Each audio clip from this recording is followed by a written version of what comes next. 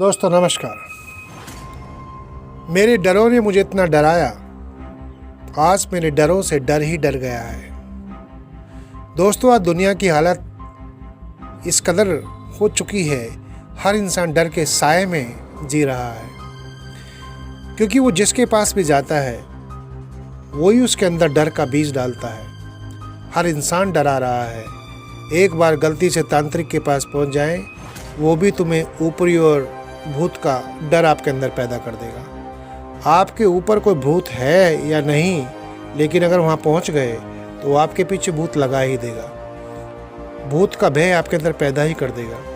Doctor के पास से एक बार चले गए तो आपके अंदर मृत्यु का डर वो पैदा कर ही देगा, आपको ऑपरेशन तक ले ही जाएगा।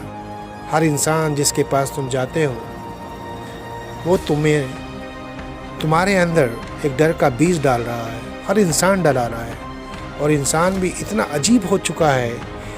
आप ईश्वर की सबसे शक्तिशाली क्रिएशन हो। You are the most powerful creation of God. Human being is the most powerful creation of this universe. लेकिन आज दुनिया में इतनी सारी योनियां हैं, लेकिन इंसान एक इतना अद्भुत प्राणी है जो सबसे ज़्यादा डरा हुआ है। जो सबसे शक्तिशाली भगवान ने क्रिएट की थी, आज वो ही क्रिएशन सबसे ज़्यादा डरी हुई है। और उसका कारण एक ही है, जब तुम स्वयं को भूल जाते हो, अपना अस्तित्व भूल जाते हो, अपनी क्रिएशन भूल जाते हो, स्वयं को भूल जाते हो तुम कौन हो, तो ये भय का बीज आपके अंदर पैदा होता ही है। और जब ये बीज डाल दिया जाता है तो एक बार एक दिन कोई बीज किसी के अंदर डाल दिया जाए तो बीज को वृक्ष बनना ही होता है। और ये भय का ऐसा वृक्ष आपके अंदर बन चुका है। आप घर से बाहर निकलते हो तो डरते हो, घर में आते हो तो डरते हो, किसी से मिलते हो तो डरते हो, कुछ काम नया करते हो तो डरते हो। आज तुम्हारे चारों तरफ भय की वाइब्रेशंस हैं और उसका एक ही कारण है, स्वयं को भूल जाना। अगर भय के बीज को समाप्त करना है तो आपको स्वयं को जानना होगा।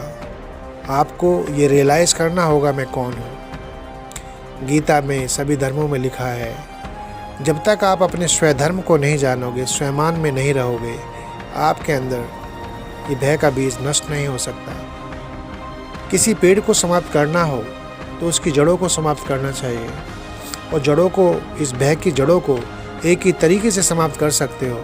स्वयं को जानो, अपने स्वधर्म में रहो और स्वयं में रहो। जब आप परमत पर चलते हैं, जब आप परधर्म की बातें सुनते हैं और दूसरे जो कहते हैं उनको सत्य मान लेते हैं, तो आपके अंदर ये भय का बीज पैदा ही होता है। अपने स्वधर्म में रहो। स्वधर्म का मतलब है, आपने खूब पढ़ा है, खूब सुना है, आत्मा अजर अमर अविनाशी है। आत्मा को ना तो शस्त्र काट सकते हैं, ना पानी डुबो सकता है, ना कोई और चीज़ इसको नुकसान पहुंचा सकती है। जब तुम्हें सत्य का मालूम है तो उस सत्य का आचरण क्यों नहीं करते हो? आप एक शांत स्वरूप, शक्ति स्वरूप, पवित्र स्वरूप, ज्ञान स्वरूप, प्रेम स्वरूप आत्मा हो। आप इन स्वधर्म में रहें, स्वयं में रहें। आपके साथ परम पिता परमात्मा है। आप बहुत सौभाग्यशाली हैं। आपका दुनिया में कोई अहित नहीं कर सकता। आप उस शेर की संतान हैं। जब आप अपने स्वधर्म और स्वयं को छोड़कर परधर्म और परमत की चिंता करते हो और परमत पे चलते हो, तो आपके अंदर भय का बीज होता ही है। बड़े ज्ञान की बात है, तुम उस परम पिता परमात्मा की संतान होने के बावजूद भी डरते हो। शेर की संतान शेर जैसी ही होती है, लेकिन तुम उस प्रभु की संतान, इतनी सुंदर क्रिएशन होने के बावजूद भी आज तुम्हारे अंदर हर चीज़ का डर है।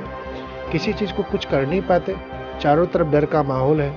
ये इसी कारण है क्योंकि जब इंसान अज्ञान निद्रा में होता है, अज्ञानता की प्रवेशता उसके अंदर बढ़ जाती है, तो डर पैदा होता ही है। इसलिए तो कहा है, मानो नहीं जानो, जान कर मानो तो ही विचार बदलेगा।